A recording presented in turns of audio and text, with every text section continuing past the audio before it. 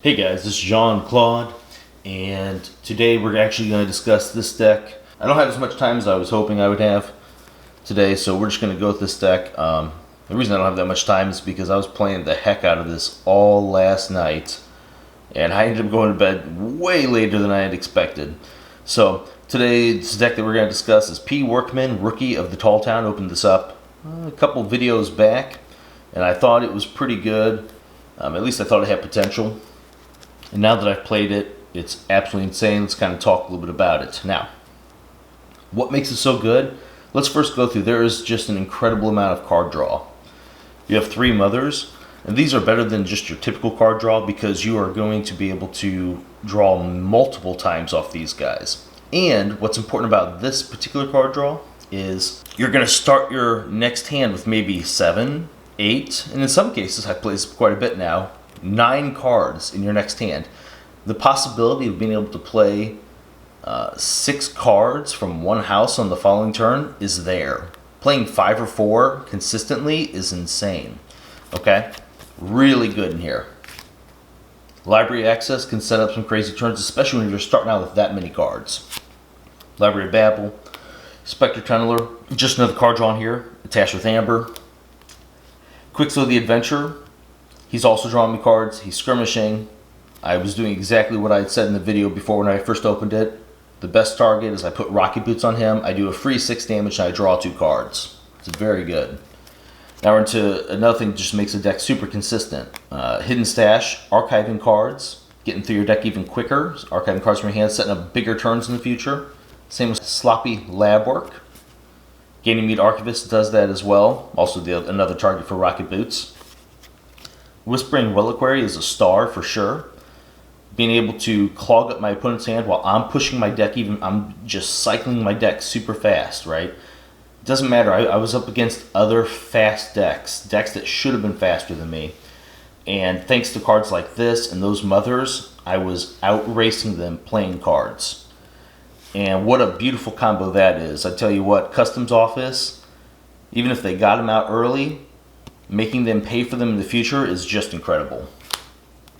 Now we're on to we have these 2 steel creatures that are dependent on actually being able to attack with them, but they are very good. A little bit of Amber control here with Raiding Knights. These guys are fantastic. A lot of times they're surviving 2 or 3 fights if I need them to while holding on to an Amber. You got the steel cards here now, so Urchin, Nerve Blast. Great because it's doing damage, taking out creatures, getting 2 Amber with that one.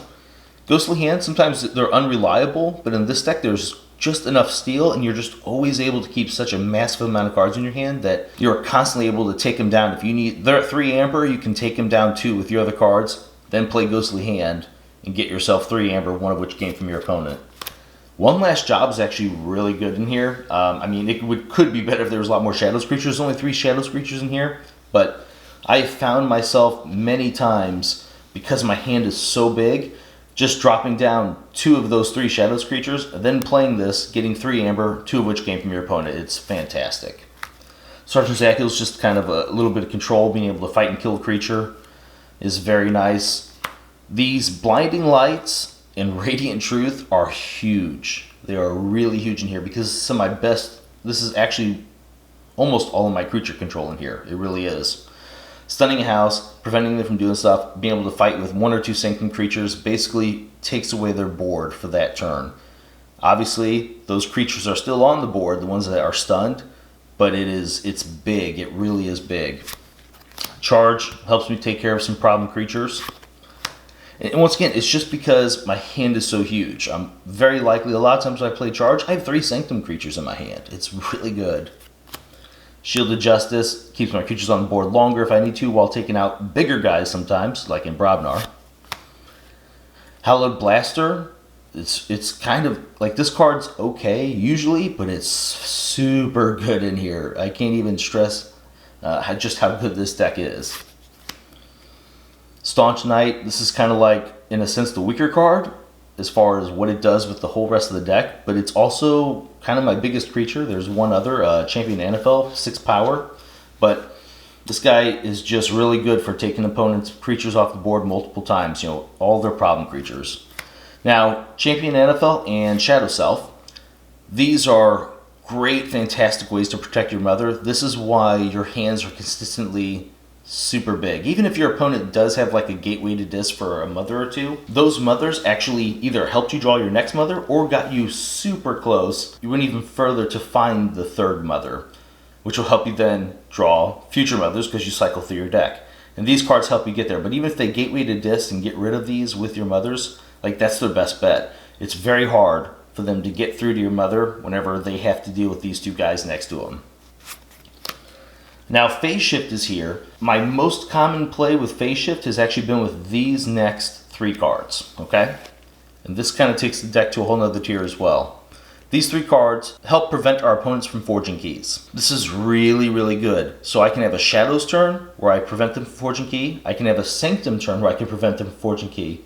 And most importantly, I can also have a Logos turn where I can play one of these to prevent them from forging a key. It is so big. It is really, really big in this deck. To be able to have, no matter which house you call, a way to prevent them from forging a key, and give yourself time to draw more of those steel cards or just outright win before they do. So, and this is also a common target for my archiving as well. So, really incredible deck, guys. Just wanted to talk about it because I didn't have enough time to actually run through and open a deck. I might, if I can, I'll open a deck later. Maybe I'll put that video up tonight. I will do my best to do that. It's been kind of a hard week for me because I really have to play test and I have to do all that. One quick thing before I go. I have a lot of people always request, you know, hey, is there any other style videos you can do? Would you go over spoilers and give us your thoughts on those cards? And that's something I would love to do, but I don't really quite have the right setup for that. Unless you just want me here with my hands talking, and I guess I could put it up on the screen and maybe compare it to like if there's an older version of it and call it the Archon set. I could maybe do something like that, but I was wanting to do a little bit better, something a little bit more professional. In case you're wondering, that's actually my first goal with the Patreon that I've set up. So I just figured I'd throw it out there. That is why I have Patreon. I want to improve my content. I want to make things a little bit better for you. I want to explore a few other things, and that really helps me get what I need to do that. So, all right, I want to thank you guys for watching my videos, and hopefully I'll see you maybe later today with a brand new deck. See you next time.